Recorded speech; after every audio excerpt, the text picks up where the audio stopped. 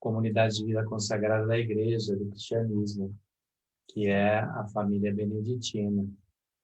E estou aqui eu de intruso, mas com alegria, buscando contribuir com uma reflexão hoje sobre a regra de São Bento, um texto que muitos não conhecem, mas que é uma riqueza, um tesouro na tradição da Igreja.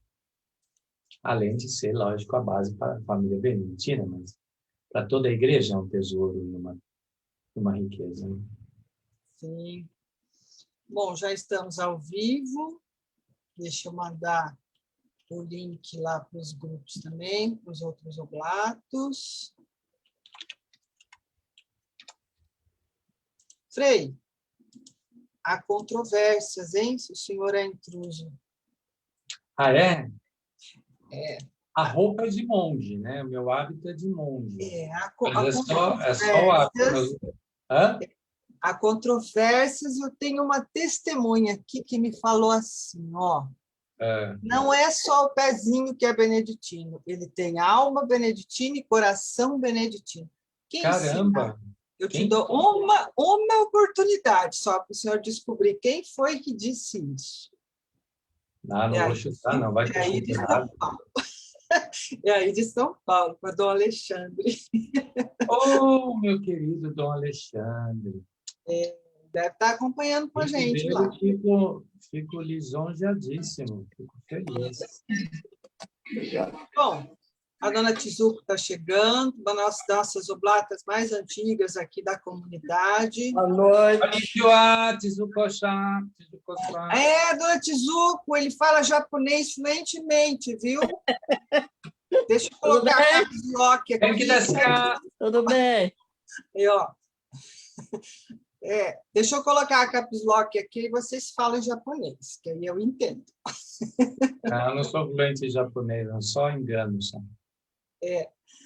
Muito bem, então vamos começar, né? Que já estamos online no Facebook, já estamos online também nas redes sociais do Frei Guilherme, né, Frei? No YouTube, no Facebook e no Twitter também. Bom, benedicite a todos que estão aqui na sala, benedicite a todos que nos acompanham pelas redes sociais, sejam todos bem-vindos, sejam todas bem-vindas. Hoje, mais uma vez, nos reunimos para um momento de espiritualidade beneditina. Vamos para o capítulo 4 da regra de São Bento, né? E para começar, antes de tudo, não pode faltar a nossa oração. Vamos pedir ao Espírito Santo que nos conduza neste momento. Irmã, a senhora faz a oração inicial para a gente? Então, vamos pedir ao Espírito Santo, né, que se faça presente entre nós e o Frei Guilherme, que vai nos conduzir nessa conversa, né, sobre o capítulo 4, que o Espírito Santo ilumine e nos ilumine, nós também que estaremos participando. Estamos reunidos em nome do Pai, do Filho e do Espírito Santo. Amém. Vinde, Espírito Santo, enchei os corações dos vossos fiéis e acendei neles o fogo do vosso amor. Enviai o vosso Espírito, e tudo será criado, e renovareis a face da terra. Ó Deus, que instituísse os corações dos vossos fiéis com a luz do Espírito Santo, fazei que apreciemos retamente todas as coisas, segundo o mesmo Espírito, e gozemos sempre de suas consolações. Por Cristo nosso Senhor. Amém. São Bento, rogai por nós. Bom, Frei Guilherme, seja bem-vindo. Hoje temos a grande alegria, né? Nosso coração se alegra em receber nesta noite para esta reflexão do capítulo 4 sobre os instrumentos das boas obras, um capítulo muito importante para a nossa jornada cristã. O Frei Guilherme Pereira Anselmo Júnior, é isso, né, Frei? Seu nome. O Frei é missionário inaciano, pároco na paróquia Nossa Senhora de Fátima, Jardim Tremembé, em São Paulo. Olha que alegria que a internet nos traz. tão distante que estamos, né? Estamos cerca de 600 quilômetros de distância, acredito que até mais, até chegar no Jardim Tremembé, e nós podemos estar tão próximos, aqui a um quadrinho só de distância. Conheci o Frei Guilherme nessa pandemia, durante uma live com um amigo meu sobre o counseling, né, um assunto de uma especialização que eu coordeno, com o Toninho, o Antônio Siqueira, lá atrás, acho que é um ano mais ou menos. E desde então passei a segui-lo pelas redes sociais e aprendi muita coisa. Parabéns, Frei Guilherme, pelo seu sacerdócio, pela sua jornada de vida, que é muito bonita, nos traz muita coisa. Tá? Irmã, quero dar as boas-vindas ao Frei Pedro Monteiro, irmão Paulo Benedict, o nosso coordenador nacional dos Oblatos Beneditinos.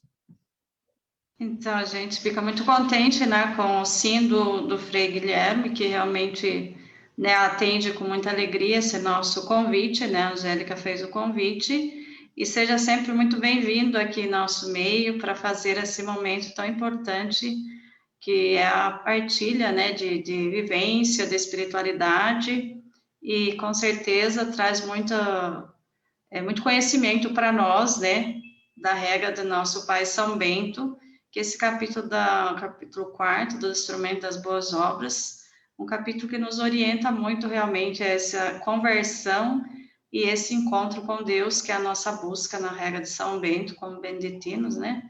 Que é tão importante para nós e penso que vai nos acrescentar muito para nós essa noite.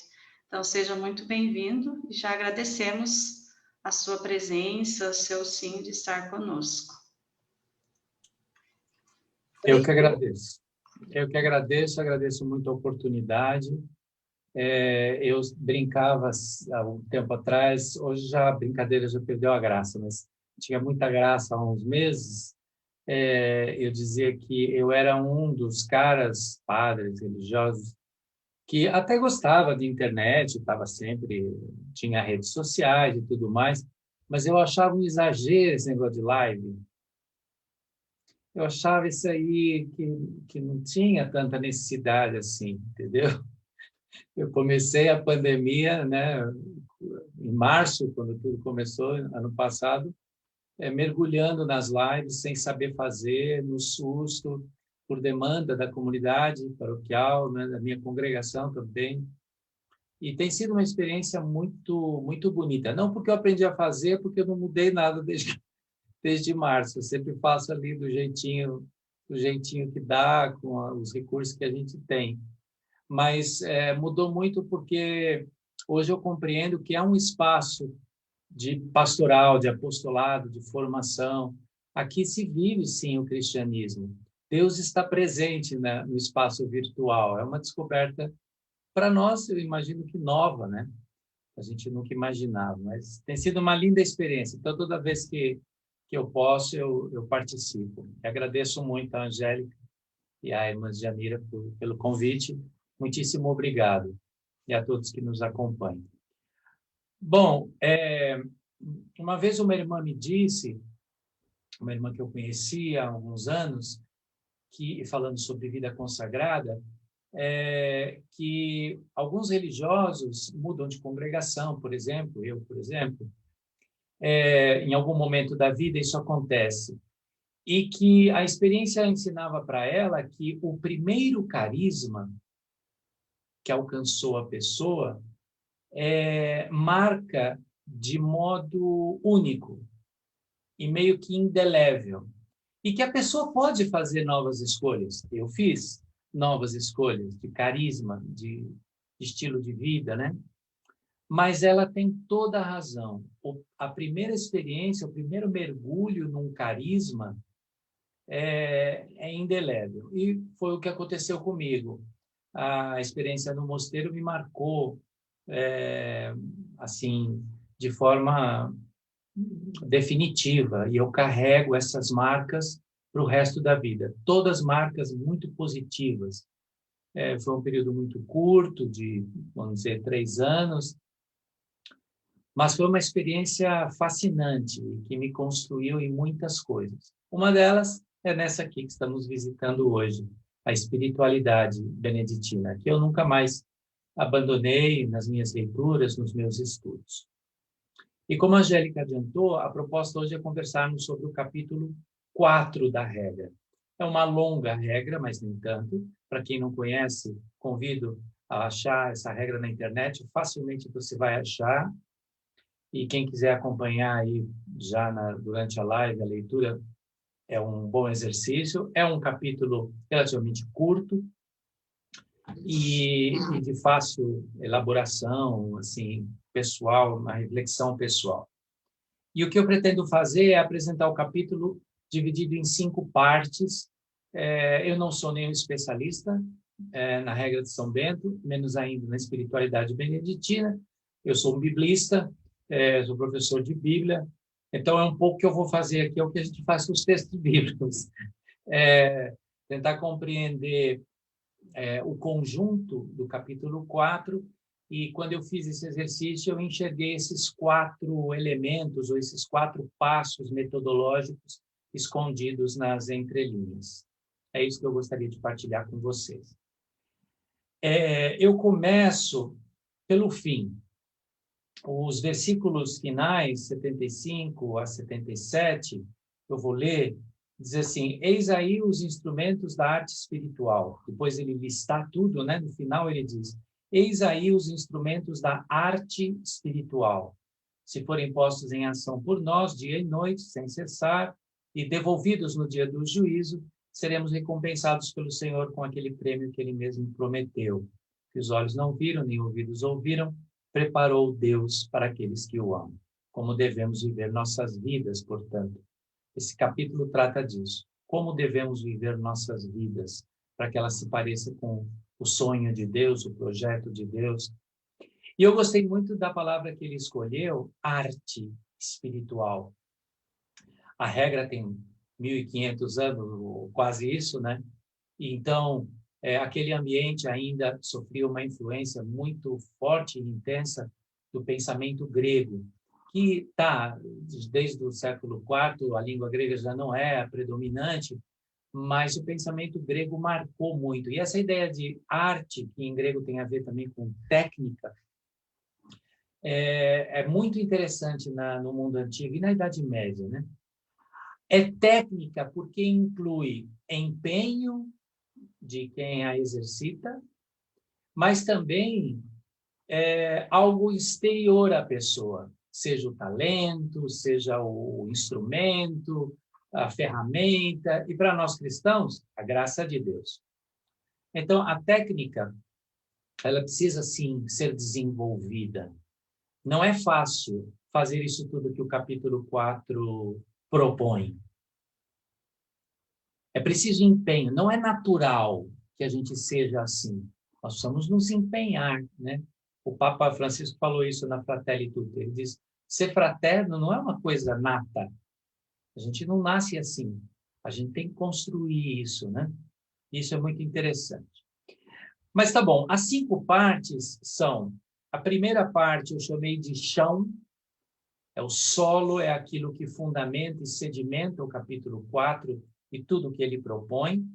A segunda parte é o primeiro passo do monge ou do cristão, aquele que se propõe a trilhar esse caminho. O terceiro passo são conselhos muito sábios e muito pertinentes que ele dá. A quarta parte eu estou chamando de espiritualidade, que é como o arcabouço, o pano de fundo, ou o que nos empurra para frente, para dar conta de fazer tudo isso que o capítulo 4 nos propõe. E a última parte, pequenininha, eu chamei de onde e quando. Porque quando a gente está diante de um projeto, de uma meta, de um objetivo, ou de atividades, né? Quais são os instrumentos das boas obras, é o título do capítulo, né? É uma lista de atividades, isso? Tá bom, pode ser. Mas é para quando? Onde que é para fazer isso tudo aí? Onde é que esse exercício se dá? Então, eu chamei de onde e quando.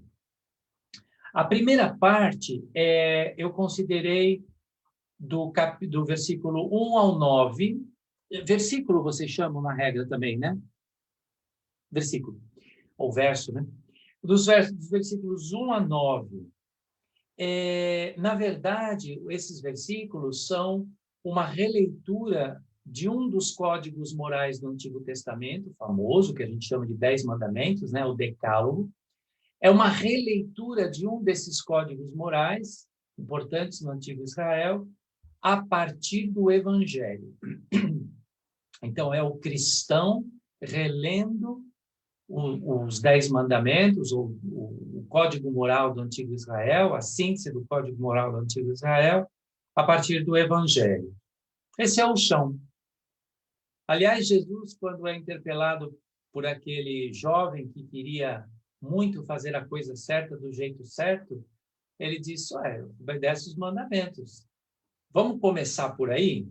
Às vezes nós cristãos queremos reinventar a roda. E a roda do cristianismo já está rodando. É a vontade de Deus que se expressa na palavra, na história do povo e especialmente na pessoa de Jesus Cristo. Então, essa primeira parte é muito importante de ser lida como ela foi lida pelo autor desse texto, com o Evangelho na mente, nos olhos e no coração.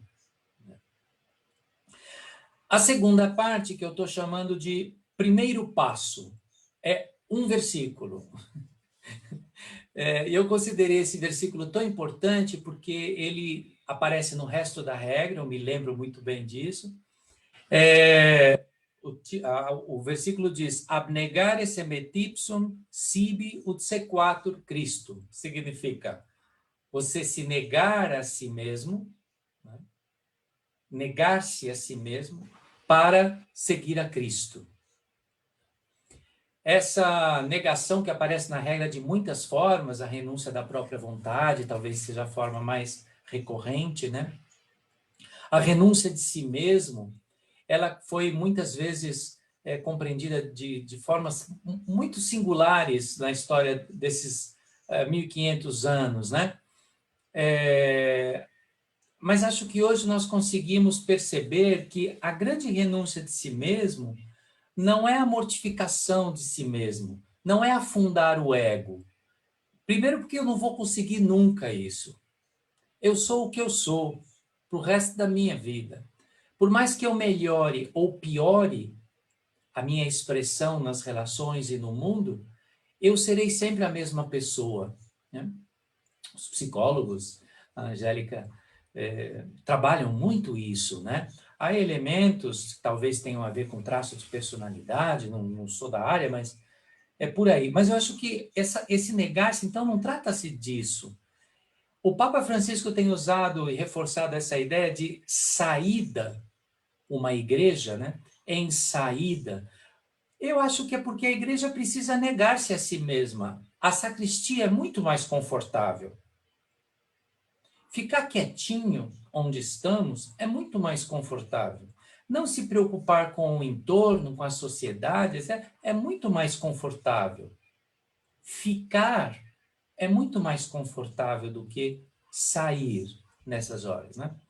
Mas se eu não saio, se eu não vou ao encontro da sociedade, do outro, se eu não abandono meu umbigo, meu centro, eu sei, eu quero, eu posso, eu sou, não vai rolar nem humanidade bem construída, menos ainda cristianismo, e menos ainda o carisma beneditino. E olha que a saída para o monge é lá dentro, hein? Né? É no claustro. É interessante isso. Pois bem, a terceira parte, essa mais longa, é a mais longa que eu considerei, vamos dizer, o núcleo de conteúdo do capítulo, eu chamei de conselhos. É uma lista bastante grande, mas bastante diversa, assim. Eu fui separando em pequenas partes esses conselhos, né? O 11, o 12 e o 13 tratam de uma disciplina corporal, típica da linguagem e do pensamento da antiguidade, mas necessária hoje também. o autocontrole, nós chamamos hoje, né? Ter um autocontrole, impor-se limites, não significa impor-se sofrimentos. Ninguém é sádico ou masoquista. É encontrar as razões dos meus desejos, das minhas buscas, das minhas vontades, e ver se isso está ok, se isso está dentro de um equilíbrio saudável, corporalmente, espiritualmente, emocionalmente, né? E hoje me parece especialmente difícil no mundo em que o que se apregoa é o hedonismo, se chama, né? Não, aproveita a vida. Não, mas vai fazer mal. Não, mas vale a pena o prazer, mesmo que faça mal. Drogas, por exemplo. A relativização, né, de algumas coisas em prol do autoprazer, da autossatisfação. E a tradição monástica e a vida religiosa falam tanto da necessidade de, nas pequenas coisas, eu me disciplinar. Nas pequenas coisas. No fechar a porta na hora certa, do jeito certo. Escovar os dentes. Dizer obrigado. Pedir desculpa. Costumes saudáveis. Usar máscara. Higienizar as mãos. Manter distanciamento. Isso tudo demanda disciplina. Corpus castigare delicias non amplecti iunium amare. Castigar o corpo, não abraçar as delícias e amar o jejum. Linguagem que vale para tudo isso e muitas outras coisas, né?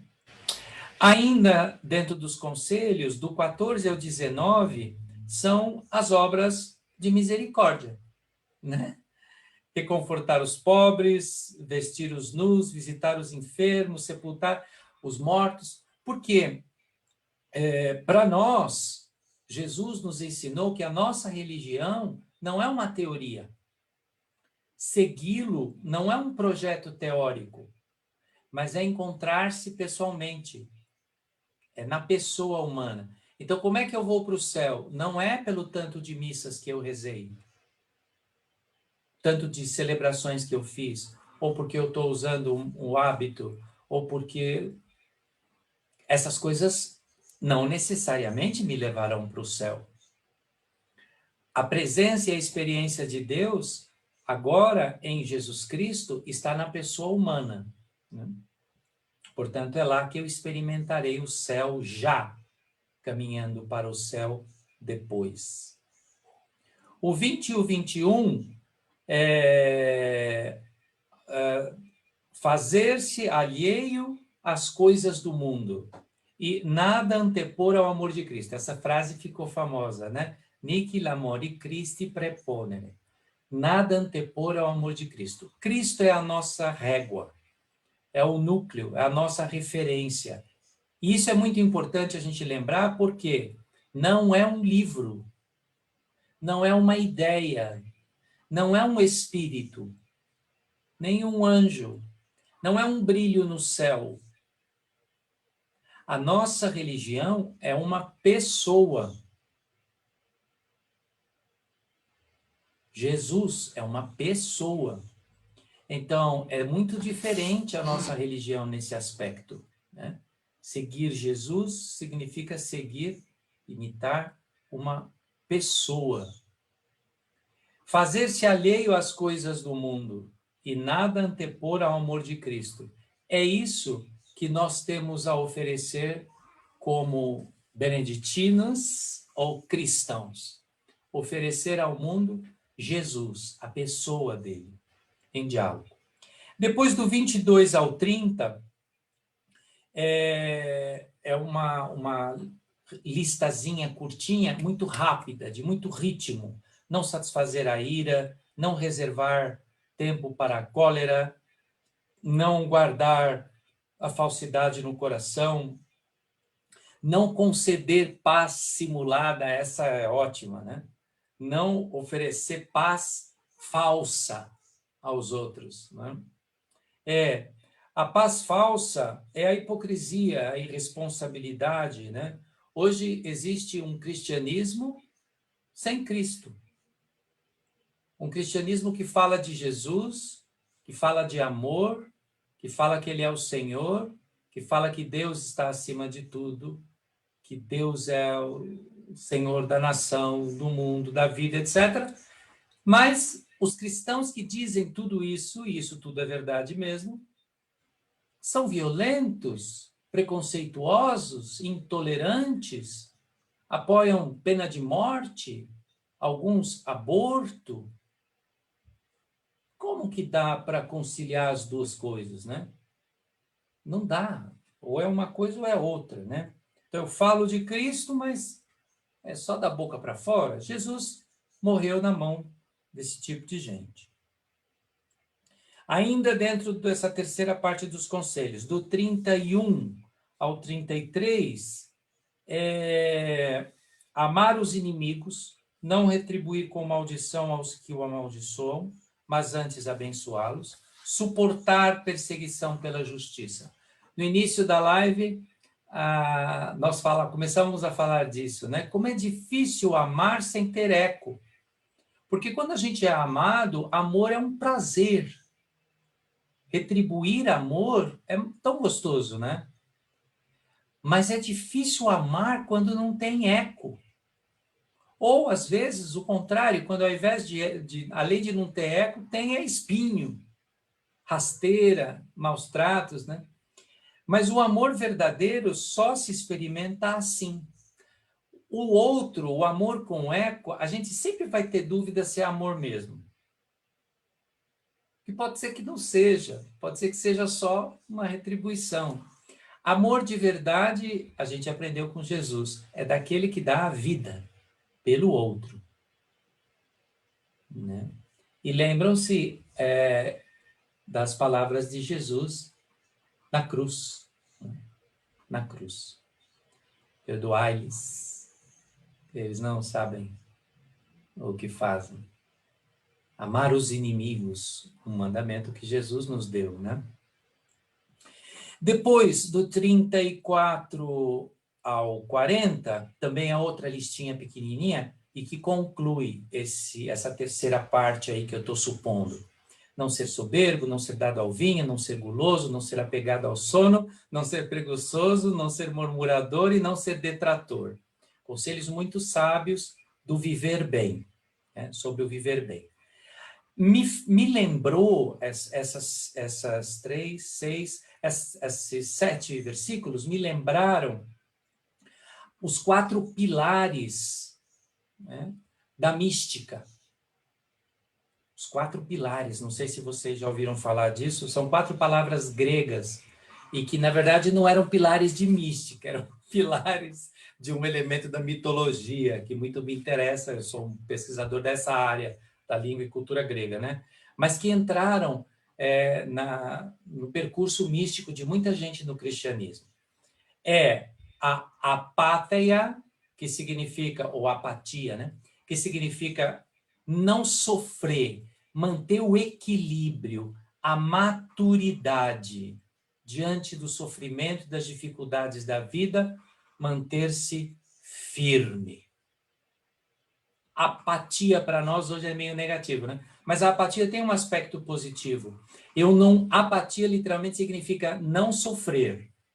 Eu não sofro ao ponto de me desfazer. Eu fico, permaneço. Um pilar muito importante. O segundo pilar, parecia.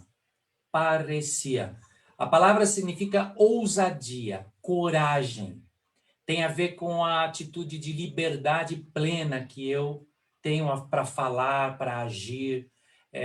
Então, isso quebra a apatia, né? Eu estou firme, mas eu não estou parado. Eu sou corajoso para avançar. Agape, que virou ágape em português, em grego é agape, é o outro, encontrar-se com o outro no amor. Entregar ao outro quem sou eu e o que eu tenho para o outro. E o quarto pilar, a theoria. Theoria, em grego, significa contemplar Deus. Né? Contemplar Deus. Theos é Deus e oral em grego é ver, né? Theoria é contemplar Deus. Esses 4 pilares sustentam esse viver bem e nos fazem vencer a soberba, a gula, os vícios, a preguiça, o sono, a mal afamada murmuração. Em São Bento, murmuração é palavrão, né? Murmurar é um verdadeiro palavrão na regra, né? A traição, o detrator, etc. Então, por causa disso, na construção desses 4 pilares, eu enxerguei uma 4ª parte, que eu estou considerando como uma divisão, que eu estou chamando de espiritualidade, baseada nesses 4 pilares. O primeiro pilar, a apatia, o equilíbrio, a maturidade, etc., dos versículos 41 ao 46. A esperança em Deus, o que achar de bem em si, atribuí-la a Deus. Mas quanto ao mal, saber que é sempre obra sua. O que é isso? Eu tomar consciência de quem sou eu e da graça de Deus. Eu não sou um delirante, um desvairado que acha que os méritos são meus e a culpa é do diabo, por exemplo, né? Os méritos são de Deus e as culpas do meu pecado são minhas. Tomar consciência significa não se desfazer no egoísmo, na negação. Apátia significa isso, ficar de pé. Temer o dia do juízo, ter pavor do inferno, desejar a vida eterna com toda a cobiça espiritual. Isso é de alguém que está firme. Hoje em dia pouco se fala da morte, né? E também dos elementos que estão em torno dela, como o sofrimento, por exemplo, a dor. Vivemos num mundo que valoriza o prazer, a alegria, e isso é muito bom. Mas que está num afã de valorizar tanto que quer nos fazer crer que sofrer não é parte da vida. Que a gente pode tirar o sofrimento da vida. Eu tenho refletido muito nos últimos anos sobre isso, né? O quanto no último século as sociedades humanas descobriram o valor, por exemplo, da analgesia, dos processos analgésicos na saúde. Hoje, qual é a dor que você precisa sentir? Quase nenhuma. Quase todas as dores do seu corpo são superadas, né? Seja por um remédio, por uma cirurgia, por uma fisioterapia, né? Mas pode ser que a gente está levando essa ideia para o resto da vida. Então, eu não preciso mais sofrer. Você encontrou Jesus? Pare de sofrer. Mas o Jesus falou o contrário, quer me seguir, tome a sua cruz. Então, estar consciente, né, absolutamente consciente da realidade da vida, é uma atitude espiritual muito importante, prevista na regra. Tinha alguém chamando aí, eu acho. Era o irmão Paulo. Ah, sim. Padre, sua bênção, boa noite. Deus abençoe, boa noite. O senhor falando agora desse degrau do equilíbrio, de não sofrer, né, me lembrou muito a questão hoje, que eu acho que é emblemática, que é um paradoxo na vida de qualquer um. Dá-se esse fruto aos evangélicos, mas a gente também sofre isso, que é a teoria da prosperidade, né? Tem que ser feliz, e não é isso que Jesus fala, né? Estarei contigo, não quer dizer que eu serei feliz 24 horas por dia. Então, essa tal de teoria da prosperidade, eu acho que cabe bem aqui, é algo meio que deformado, né? Porque para ser verdadeiramente feliz, Cristo vai falar, faça o outro feliz, né? Doe a si mesmo. Então, esse é o detalhe que o jovem não está entendendo. Acho que essa juventude que está vindo aí, a gente precisa cuidar com muito carinho esse degrau do não sofrer e ter bastante equilíbrio. Obrigado, padre. O cúmulo dessa teoria, ou da teologia, como alguns dizem mesmo, ousadamente, né, é a prece que se ouve assim, olha, já ouvi isso pessoalmente de católicos, meus irmãos. Alguém doente, terminal de câncer. A filha dessa pessoa vem e pede uma prece. A prece que a pessoa recebe é: ela já está curada. Você não crê? Creio. Então pronto. Deus já curou a sua mãe. Espera aí. Só um minutinho. Que autoridade é essa? Que orgulho é esse? A prece é: vamos implorar a Deus pela cura da sua mãe. Vamos confiar e ter esperança que Deus escute a nossa prece.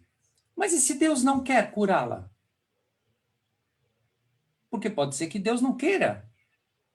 Nós somos submetidos à vontade e aos desígnios de Deus. Mas hoje está se perdendo isso, irmão Paulo. É terrível. Eu não sei se isso são nos jovens, não, viu? Eu tenho minhas dúvidas. Estamos perdendo a noção, estamos trazendo essa ideia de analgesia, de que a gente pode evitar o sofrimento de todo jeito para dentro do cristianismo. E se isso cabe em alguma religião, eu não sei. Mas no cristianismo, isso não cabe mesmo, porque não existe cristianismo sem cruz. Não existe. Então, isso é não só perigoso, mas eu acho que é bastante destruidor mesmo do básico, né? Desse pilar aqui. O segundo pilar da espiritualidade, a tal da paresia, da ousadia, da liberdade. Eu considerei os versículos 47 a 50. Ter diante dos olhos a morte, vigiar a toda hora, saber como certo que Deus o vê em todo lugar, quebrar imediatamente de encontro ao Cristo os maus pensamentos. Coragem é uma atitude que não é reativa, é proativa, como dizem hoje no mundo corporativo, né? Proativa é a espiritualidade de confrontar o pensamento, os desejos, ler os fatos e a realidade da vida e fazer uma meditação. Lexio divina se faz com o texto bíblico, se faz com a vida, porque texto bíblico é vida das pessoas que estão nas narrativas. Aliás, eu gosto muito da palavra grega para lexio, que era anagnosis. Escondida nessa palavra, é a palavra mais antiga para lexio, era theia anagnosis, chamavam os gregos muito antes dos monges beneditinos, né? A anagnosis tem escondida na palavra, no termo, a ideia de conhecer por raciocínio, de gnosis, né? É preciso eu passar por um processo de elaboração das coisas. Né? Seguem nesse mesmo parâmetro o 51 ao 57. Guardar a boca da palavra má, não gostar de falar muito, ouvir as santas leituras, rezar, confessar, lágrimas, gemidos, etc. Terceiro pilar, o agape, ou o ágape, o amor. Não satisfazer os desejos da carne. Eu quero muito sair de casa hoje.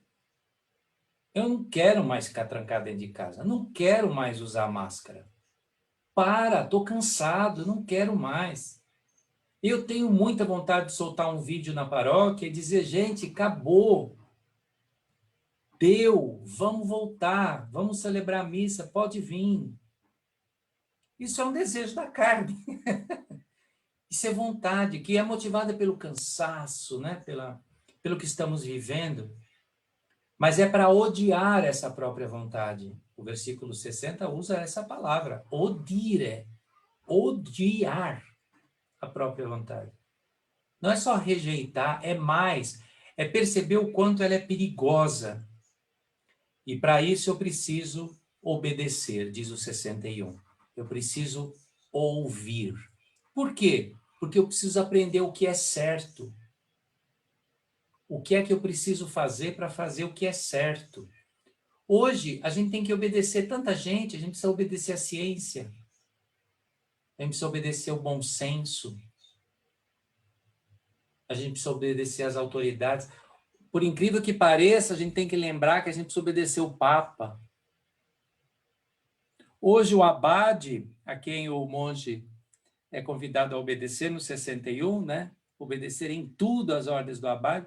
O abade, para os monges aqui fora, para nós, é símbolo de tantas coisas que representam a voz que intermedia a vontade de Deus na nossa vida. E que não é só o padre, o papa, é a ciência, dom de Deus na humanidade, por exemplo. E segue o 62 até o 73. E o 74 e 75, teoria. O último pilar. Nunca desesperar da misericórdia de Deus. Contemplar a Deus é nunca desesperar da misericórdia dele. Porque o que nós olhamos quando vemos Deus? Sua misericórdia. Sábios, os antigos do primeiro, segundo século já, que ensinam que a grande oração que nós fazemos é Kyrie eleison. Kyrie eleison. Diante de Deus. Pedir perdão, porque podemos confiar que Ele perdoa, porque Ele é misericordioso. E aí vem o 75, que é aquilo que eu li no comecinho, que é meio que uma motivação, é meio que um prólogo, só que escrito no final, né, do capítulo.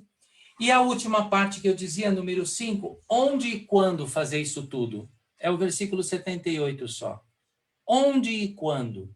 Ele diz, são, porém, os claustros do mosteiro e a estabilidade na comunidade, a oficina, onde executaremos diligentemente tudo isso.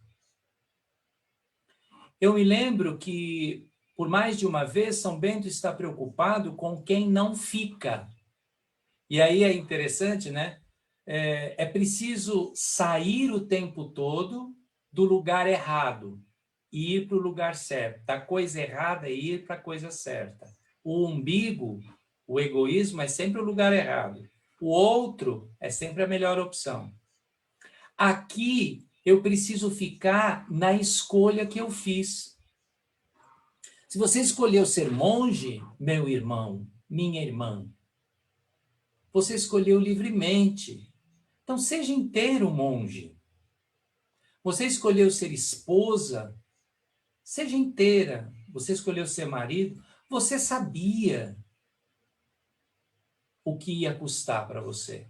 Talvez não inteiramente nas dimensões, mas você sabia o que você ia perder, o que você ia ganhar, que riscos você corria, ou você foi sem pensar, impulsivamente. São Bento critica aquela atitude dos giróvagos, né? Giróvagos, que chamavam aqueles que eram o cúmulo dessa saída, da falta de estabilidade, quer dizer, e hoje é tão comum, né? É outra mudança também no eixo da nossa sociedade. Na minha adolescência, por exemplo, quer dizer, eu tenho 50, vou fazer esse ano agora, 50, não, ano que vem, né? Não, esse ano faço 50, em julho. Então, quer dizer, há uns 40 anos, a mudança aconteceu nesses últimos 40 anos, nesse aspecto da estabilidade. Na minha adolescência e juventude, ter um currículo, ter no currículo 15 anos, 20 anos de uma mesma empresa, era uma vantagem incrível, era um valor para o currículo. Nossa, o cara está 20 anos na mesma empresa. Hoje, se você está há 5, 7 anos numa mesma empresa, você é monocultural. Isso pode, dependendo da área que você trabalha, prejudicar a sua seleção, a sua recolocação profissional. Mudou a forma de pensar e organizar a vida. Mudou. E, ok, no mundo profissional há um ritmo, mas isso nós não podemos trazer para os elementos fundamentais e centrais da nossa vida, sob o risco da gente perder o chão. Então, a gente vê jovens hoje que vão para o casamento para ver se vai dar certo. Ok, mas ver se vai dar certo para eles significa sair tudo conforme eles planejaram. E aonde que isso existe? Porque no convento não existe. E suponho que no matrimônio isso também não exista. A gente faz escolhas sabendo dos riscos, né? E há um elemento de escuro onde a gente pisa. No convento também, né, irmã? Certamente a senhora, quando era postulante noviça, tinha algumas ideias que a senhora se lembra e dá risada. Né? Assim, imagina, como é que eu achava que era isso ou aquilo? Como também descobriu coisas que a senhora nem sonhava que eram tão maravilhosas. Né? Eu acho que é assim também no casamento, por exemplo. Pés no chão. Né? Algo que a regra me traz sempre para concluir é isso, que tem muito a ver com o evangelho. Acho que isso une profundamente a regra ao evangelho. Pés no chão. O contexto da composição da regra é um contexto de bastante exigência disciplinar, até o contexto de São Bento, né? De pegar pesado, de forçar a barra numa regra, era de se supor uma regra extremamente dura, desvinculada da realidade, partindo de uma visão do que é um monge ideal e etc., né? É uma regra absolutamente concreta, né? Fala da roupa, olha, tem que ter uma roupa boa para sair. A comida, tem que dar a comida. É uma regra que nos enxerga como pessoas, né, concretas. E esse capítulo também. As boas obras, o bem viver a ser exercido, não é um negócio que vai cair do céu, nem vai brotar como uma mágica, mas é um exercício constante que somos chamados a fazer. Espero não ter falado demais, não sei se está na média aí das reflexões de vocês, mas era essa a contribuição que eu queria dar. Olha, nas minhas redes está bombando um monte de comentário aí, o povo agradecendo e dizendo... Posso dar um piteco aí, padre, À vontade, por favor. A casa é mais sua que minha. O mosteiro, não, a casa é nossa. O mosteiro sempre foi nosso, porque Jesus que nos deu. Então, o mosteiro, ele é a nossa casa, o mosteiro, aqueles muros em volta dele. A gente cria isso, na verdade, não por... A estabilidade começa no coração, né? Nada mais, os muros, até eu vou dizer como leigo cristão, os muros da minha casa, eles me dão uma estabilidade de conforto, de amor, família, né? Para que eu saia lá fora e entenda o contexto que eu devo passar, né? Então, acho que o mais importante na questão desses muros monásticos aí é o espírito de vida que ele cria em nós. E não para ficar hoje em dia, né? Digamos, hoje em dia, não para ficar cerrado dentro do mosteiro, mas que se preparemos, nós vamos se preparar com as armas de Cristo, né? Para sair forte e poder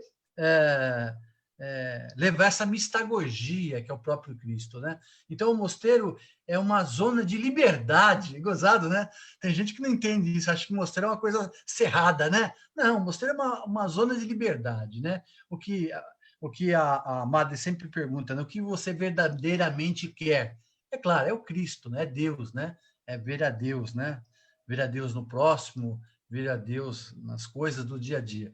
Então, dizer-se hoje que o mosteiro seria algo fechado e talvez na visão obtusa de muitas pessoas é um equívoco muito grande, né? Porque está ali a liberdade plena, né? Quem está ali é porque tem liberdade, teve a opção da liberdade de amar a Deus sobre todas as coisas. Na minha adolescência, eu visitei com o meu grupo de adolescentes, levado pelas irmãs da minha comunidade. Aliás, a minha vocação nasceu entre as irmãs. Era para eu ter sido freira, mas por razões óbvias eu não podia, então eu fui ser freira. Mas as irmãs nos levaram para visitar as monjas concepcionistas e fomos ao parlatório. E aquilo foi muito impactante, ver as monjas atrás das grades, né? Lá elas têm grades e tudo, né? E aí eu me lembro que uma menina do meu grupo perguntou, mas como é que a senhora se sente presa aí? Aí a irmã se assustou, assim, mas eu não estou presa. Mas e essas grades? Aí a irmã brincou, falou assim, não, mas essas grades não são para a gente não sair, é para vocês não entrarem.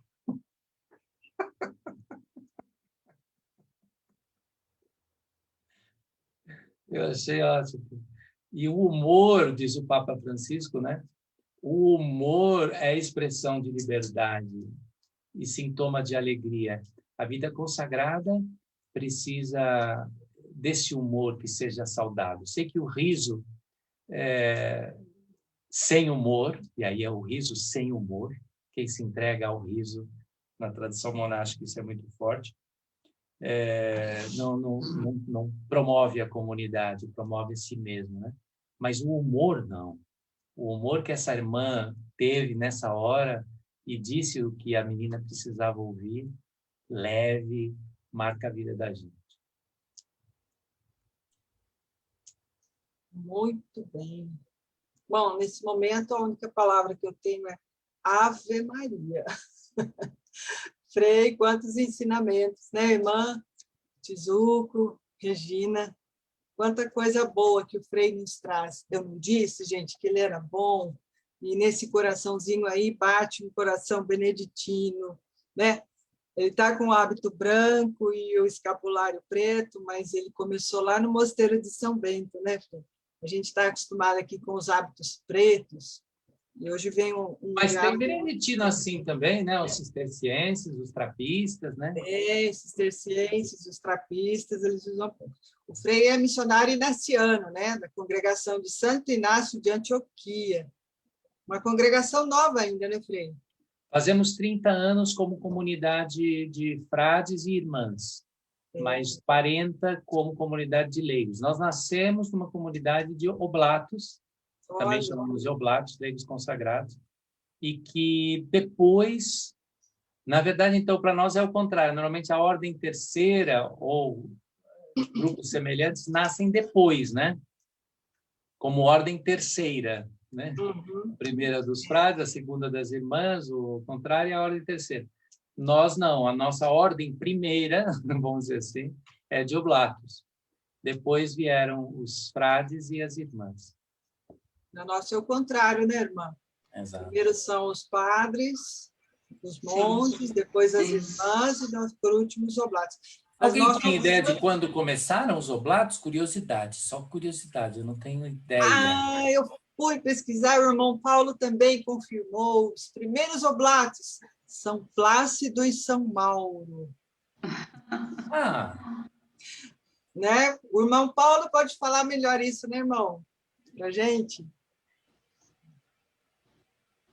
Foram eles mesmos. Agora não lembro do contexto, quando a gente falou, né? Você me perguntou e eu fui buscar, mas agora no momento não recordo. Mas é isso mesmo. Então é muito antigo. Que bom, que legal. Bem antigo. Já começa nas primeiras comunidades, né? Porque São Bento, na verdade, ao unir os monges, ele monta verdadeiras comunidades, né? E aquelas pessoas que se aproximavam já naquele começo de monaquismo já eram oblatos, né? Não sabiam, já eram oblatos, né? É verdade. Irmã? Teve muito ensinamento, realmente, né? Agradecemos muito, porque teve muita... A maneira que foi colocado, né? Partilhado, teve muita mensagem para a nossa vida, né? E só temos que agradecer, Frei, por essa partilha, né? Essa rica partilha da nossa espiritualidade. A gente vê que realmente tem muita riqueza, né? A regra de São Bento, e cada vez que a gente escuta pessoas diferentes, traz coisas novas, realmente é a palavra de Deus, né? Que é sempre nova e traz coisas novas cada vez que a gente escuta e faz a Lexio Divina, por exemplo, né? Cada texto, o mesmo texto, outro dia já tem mensagem diferente, né? E a gente vê que a regra também é bem assim, que a gente sempre, quando já leu, já estudou, mas quando vem uma pessoa com uma forma diferente de colocar, né, de fazendo essas divisões, então foi bem interessante, assim, de muitos ensinamentos. Eu tenho que agradecer mesmo essa partilha, né, que nos enriqueceu muito. Eu que agradeço. Falar sobre esse assunto para mim é um prazer, é uma alegria. Me lembro das conferências que tinha no noviciado com Dom Beda, Venerável Memória, e que era um presente diário, né, na vida. Ouvir aquele homem era um presente diário. Talvez eu não soubesse valorizar tanto na minha juventude, dormir em muitas conferências dele. Mas hoje me lembro de muito conteúdo ali ouvido e me arrependo de ter dormido em algumas vezes. Uhum. Quando o Frei falou em apatheia, manter-se firme, né?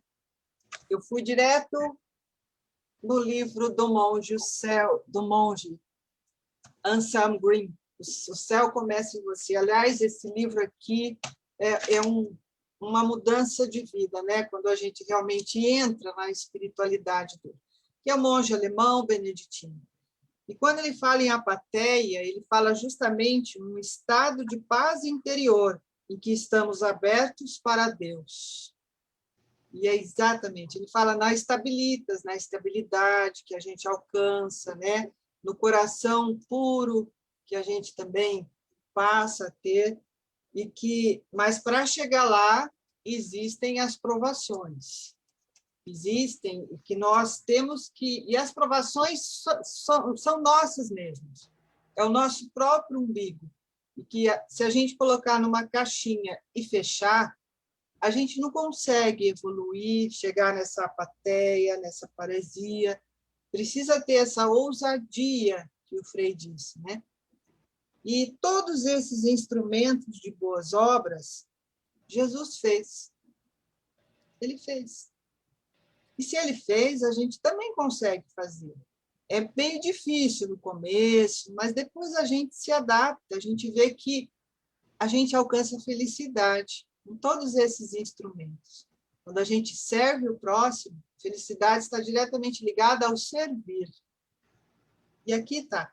No final da parábola do bom samaritano, ele termina assim: eu fiz, agora vai e faz o mesmo. É mais ou menos assim, né, Frei? Que termina essa parábola. E essa parábola ela traz justamente os 10 verbos. E verbos denotam uma ação. Os 10 verbos que a gente precisa ter para seguir Jesus.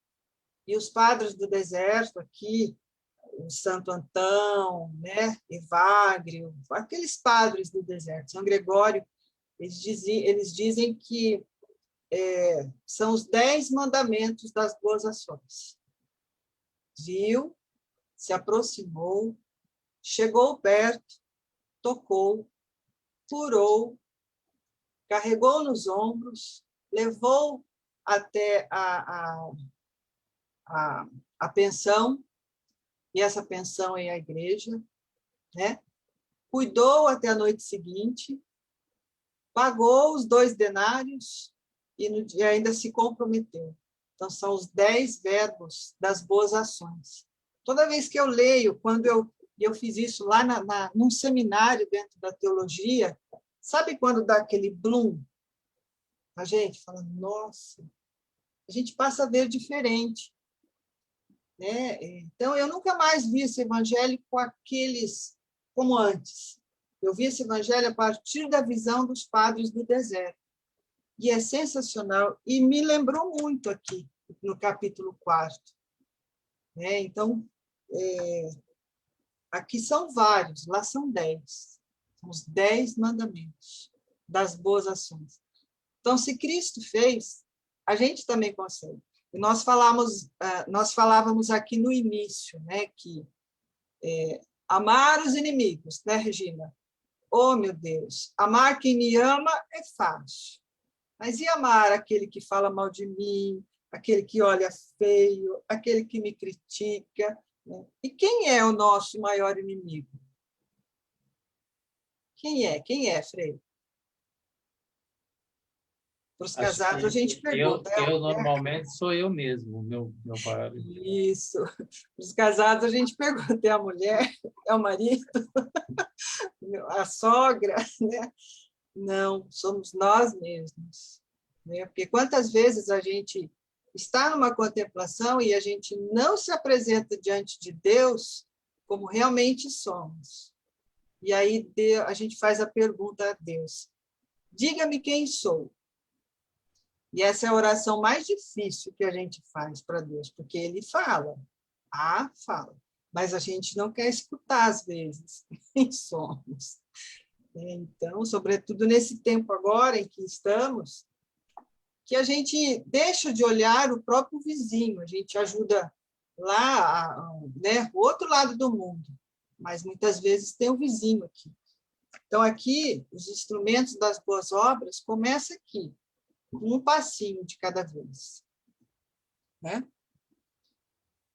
Bom, Frei, aqui no Facebook tem alguns comentários também. Tem a Marisa, que é oblata. Marisa, eu não lembro de onde, é de Minas Gerais? Acho que é de lá. Boa noite. A Yolanda, também gostou. Muito bom, estou amando. A Yolanda disse, sou grata pela oportunidade de ouvir tantos ensinamentos. Muito obrigada. A Ângela Califani, que é da comunidade aqui, da Maristela. Ok, obrigado. A Malu Trinca, oi Malu, tudo bem? Também aqui da nossa paróquia, da Maristela. Tem muitos acompanhando. Aí tem algum comentário, Frei? Os seus? E tem um monte, mas é o povo da paróquia, o povo das pastorais. Alguém lembrou aqui da minha ordenação, que foi lá no Mosteiro de São Bento, e que estava lá, Maria Nascimento. Foi uma linda celebração mesmo. Tem um rapaz aqui, um senhor Hilton, dizendo que me conheceu também durante a pandemia nas lives. Que ele me conheceu numa live que eu fiz com o Zé Vicente, aquele compositor de canções católicas. Gente, tem uma live do Frei. Como chama aquela sua madrinha? Eu esqueci o nome dela. A live melhor. A irmã Maria Freire? É Maria a irmã Freire. Maria Freire. Olha, gente, procurem essa live nas redes dele, porque eu apaixonei por ela. Eu falei que eu quero ela como madrinha também. A irmã Maria Freire, ela é doutora em Trindade.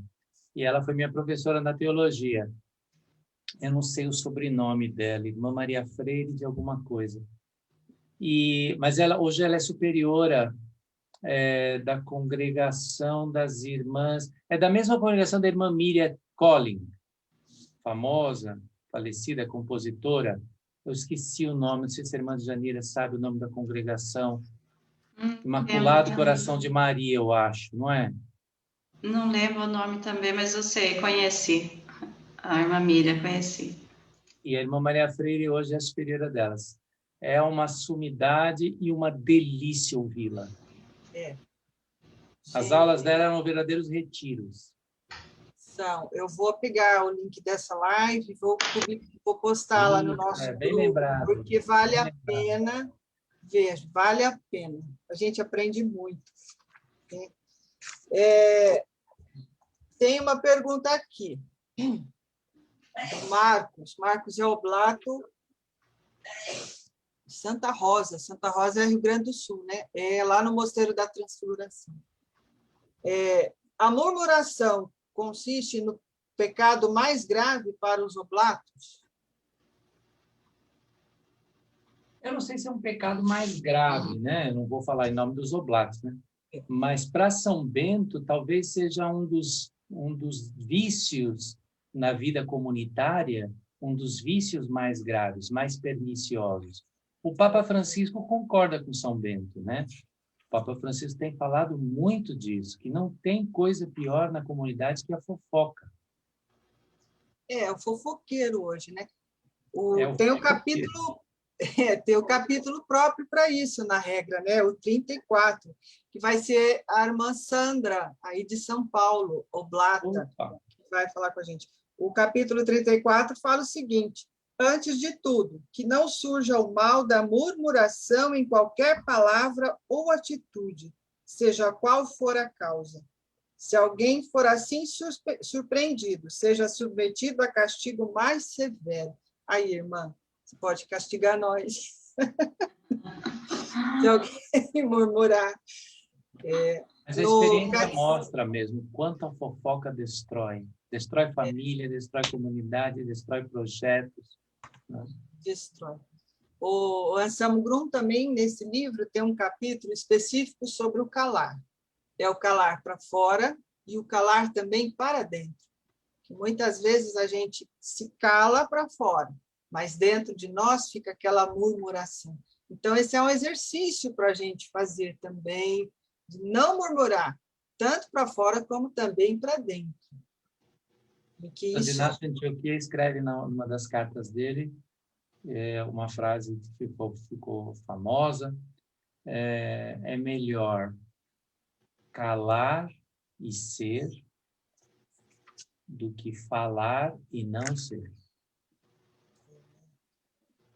A construção da comunhão, ela é impossível se o que eu digo não corresponde ao meu coração. Fofoca é quando o que eu digo não é a verdade da minha comunidade, é só a minha. E aí eu destruo a comunidade. E destrói mesmo, né? A fofoca, a murmuração destrói. É terrível. Bom, a Marisa Santiago, convidada da irmã de Janira, ela é aqui de Presidente Prudente. Seja bem-vinda, Marisa. Venha sempre. E estão aqui conosco a Ângela Malu, o Ney Rena, que é um devoto de São Bento, a minha mãe, lá de Campo Grande, a Sandra Marina Witkowski, aí de São Paulo, a Lourdes Peixoto, de Prudente, Pereira em Lima, a Nayara, o Rony, oi, Rony, a Áurea, o Lucas. Oi, Lucas, tudo bem? O Lucas é o seminarista aqui da nossa paróquia. Marcelo, é um que tem feito umas lives de oração? Isso. Muito legais, muito legais. Parabéns, Lucas. Não, parabéns, Lucas. Siga fazendo que tá muito legal. Nós fizemos quinta-feira um curso sobre a Santa Missa. Ele e o seminarista Paulo. Muito bom, muito legal. E por aqui é só, e por aí, Frei? Mais comentários? Ou vocês... Tem gente agradecendo pela oportunidade de ter conhecido São Bento. Tem uma das pessoas que diz assim: muito bom conhecer um pouco do mosteiro e São Bento. Sou devoto de São Bento, mas só conheço as orações. Olha, que legal. Aqui tem a Sandra do Causli também, que legal, estou adorando conhecer São Bento. Isso é interessante, né? Muitos conhecem a medalha de São Bento, usam porque acham bonita aqui, né? Porque é bonita, então a gente vê nos carros, mas não conhecem profundamente a vida de São Bento. E trazer para a vida, para a jornada da vida, o Ora et Labora, essa espiritualidade, é muito bom. Aí tem gente perguntando, como eu faço para ser um oblato? Bom, aqui em Prudente, procura a irmã de Janira, do Colégio Cristo Rei. Né? Aí, o irmão Paulo, tá aí. Paulo é o onomástico. Nós, oblatos, temos onomástico também. O meu é escolástica. A Elisa está quietinha, a Elisa tem um também. Qual que é o seu onomástico, Frei? Olha. Na minha época, hoje não é mais, né? Mas quando eu era do mosteiro, era Felipe Neri, irmão Felipe Neri, São Felipe Neri. Legal. Foi a escolha do abade da época, Dom Isidoro. Dom Isidoro. Essa medalha de Cláudio Pastro, que eu tive o prazer de ser amigo pessoal. Essa medalha eu comprei lá no Mosteiro de Itapecerica. Ó. A madre fez o carinho de me enviar. Que lindo. São grandes, viu? Olha, cabe na palma da minha mão, olha o tamanho dela. Ó. Estou vendo, gigantes, linda. Cláudio Pastro, o artista da Basílica de Nossa Senhora Aparecida, ele faleceu em 2014. Eu não lembro quando ele faleceu, não faz muito tempo. Oblato também. Ele era oblato? Ele era oblato do Mosteiro de Itapecerica, Nossa Senhora das Graças. Graças, né? Como é que é? É o Mosteiro de Tapicerica, ele era oblato. Ele foi o primeiro oblato lá. Está enterrado lá, fora dos muros, numa cova bem simples, como ele gostaria de ser. Que legal. Não Tem a sabia. narração, porque vocês, próprio do monge, fazia a narração do fato, do acontecimento. Isso vai no livro do Tombo, né? Então, eu tenho de cabeça aquilo que me foi passado da narração do enterro de Cláudio Pastro. Mas não sei se é o momento de falar isso. Uhum. Legal. Frei, sobre a disciplina que o senhor falou, nós somos cristãos atletas de Cristo. E um atleta, ele faz o quê? Ele treina, treina, treina, treina. Quanto mais ele treina, melhor ele fica. Então, à primeira vista, essa regra, assim, nossa, é uma coisa muito dura, é uma coisa muito difícil, mas quando se torna um hábito, não é difícil. A gente entra numa disciplina de vida que isso faz com que a nossa jornada tenha um sentido de vida melhor. A gente consegue buscar esse sentido, muitas vezes reencontrar esse sentido, porque a nossa vida é um encontro, um desencontro e um encontro. Né? A gente tem essas fases várias vezes na vida. Vários santos tiveram esse desencontro. Santa Teresa de Calcutá mesmo, né? Nas cartas ao diretor espiritual, ela confessa esse vazio espiritual dela. Daí a importância do acompanhamento espiritual, do diretor espiritual, importante. E me lembrou também a disciplina de Santa Teresinha, quando ela fala da pequena via, nas pequenas coisas louvar a Deus, né? Igual o Frei falou, usar a máscara, né? Isso santifica, porque você está obedecendo. Asepsia das mãos é difícil? Não.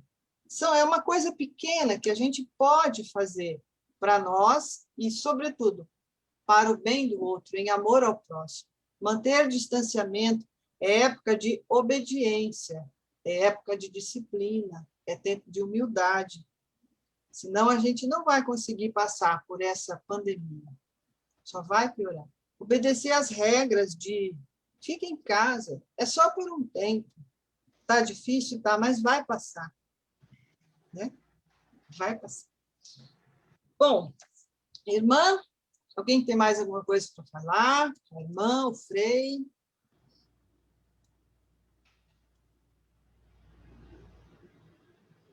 Está aberto. Deixa eu ver aqui. A Marisa Santiago está com saudade da dona Tizuco.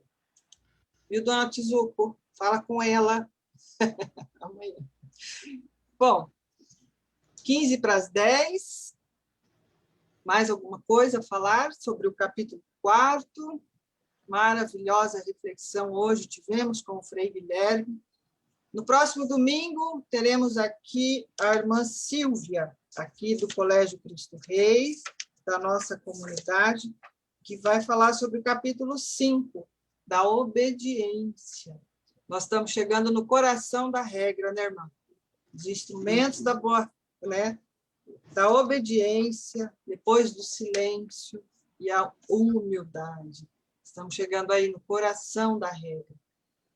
Muito obrigada, Frei Guilherme, em nome dos oblatos beneditinos de Presidente Prudente.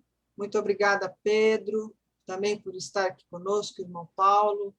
Obrigada, Regina, Tizuco, Elisa, todos aqueles também que estão conosco aqui pelas redes sociais e nos acompanham assiduamente todos os domingos.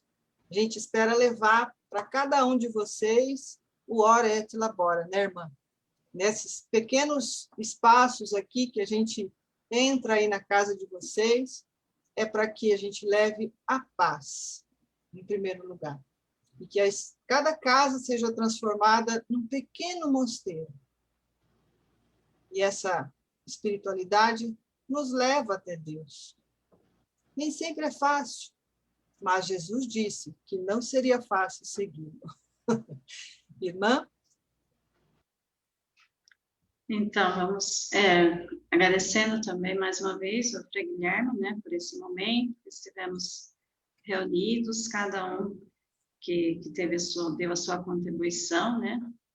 E que realmente nós possamos ter como, né, o Frei falava, essa estabilidade, né, do coração realmente em Deus, que primeiramente essa estabilidade realmente é do nosso coração, em todas essas boas obras aí que São Bento nos ensina, né, que nos leva sempre a Deus, a realmente deixar as nossas próprias vontades, o que é do homem, né, para realmente seguir o que Deus está nos pedindo, nos orientando a cada dia, nessa grande arte, né, da vida realmente espiritual, de fazer sempre o que Ele nos pede a cada dia, nos trabalhando em nós, para deixar realmente que a vontade de Deus aconteça através de nós, como instrumentos, né, dele aqui nesse mundo, de fazer realmente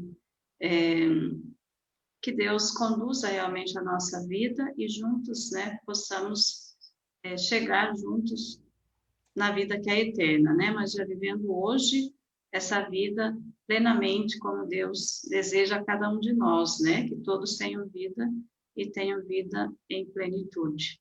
Então, todos nós, nessa busca de Deus, nesse caminho de Deus, já possa fazer essa experiência realmente dessa vida plena hoje, né? Apesar das dificuldades, dos problemas que encontramos, com Ele, a gente sempre supera, a gente consegue. E vamos pedir que o Frei nos dê a bênção, né? Para encerrar esse momento, essa noite. Uhum. A nossa proteção está no nome do Senhor. Que Fez o céu e a e a terra. terra. Pai Santo e Deus de bondade, que chamastes Bento para, com o carisma e espiritualidade com que o inspirastes, enfeitar a igreja com um tesouro inimaginável, incalculável. Enviai sobre todos nós a vossa bênção e o Espírito que animou Bento e seus monges, para que possamos também nós contribuir para fazer do mundo inteiro uma escola do serviço do Senhor. Crux sacra sit mihi lux, non draco sit mihi dux, vade retro, Satana, nunquam suade mihi van, sunt malaque libas, ipse venena vivas. Abençoe-vos o Deus Todo-Poderoso, o Pai, o Filho e o Espírito Santo. Amém. Mais uma vez, muito, muito obrigado, viu? Nós estamos muito felizes por esse momento, pelo seu sim, e o Frei está convidado a estar conosco aqui todas as noites, nos domingos, nesse estudo. Tem muitos capítulos pela frente, Frei. Com certeza, o senhor estará conosco novamente. Tá? Muito obrigada, que Deus te abençoe, que Nossa Senhora também interceda aí por seu sacerdócio, e que Pai São Bento também interceda pela sua caminhada sacerdotal, que é tão bonita. E, gente, acompanhe o Frei nas redes sociais, porque vale a pena. Tá? Obrigada. Benedicite a todos. Até domingo. Até. Tchau.